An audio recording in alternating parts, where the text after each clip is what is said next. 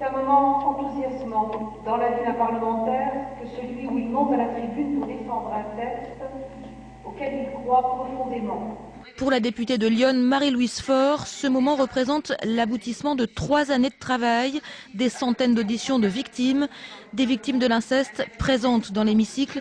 Elles attendent ce vote depuis des décennies pour certaines.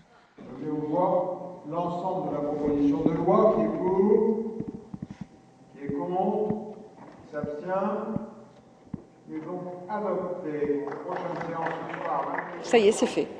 C'est fait et si je me permettais l'image, c'est comme un accouchement. On est soulagé, un peu vidé et je suis vraiment ravie. Et puis je suis d'autant plus ravie que c'était sous les yeux des victimes, dont la pionnière des victimes qui avait osé révéler publiquement ce qui lui était arrivé. Et donc je pense que c'est une grosse satisfaction. L'inscription dans le code pénal du mot inceste est une avancée fondamentale pour les victimes. Elles n'auront plus désormais à justifier leur passivité et leur silence face à leur agresseur. Il fallait prouver contrainte, menace et surprise, comme pour les adultes en fait. Et là, pour l'enfant, c'était incroyable, quoi.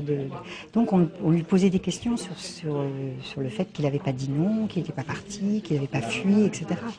Et ça, c'était la culpabilité pour le restant de ses jours, quoi. Et alors là, ça change tout. Eva Thomas fut la première à oser lever le tabou de l'inceste publiquement. C'était dans les dossiers de l'écran en 1986. Le vote de cette loi est une première victoire. Reste maintenant à mettre en place des politiques efficaces de prévention et d'accompagnement des victimes.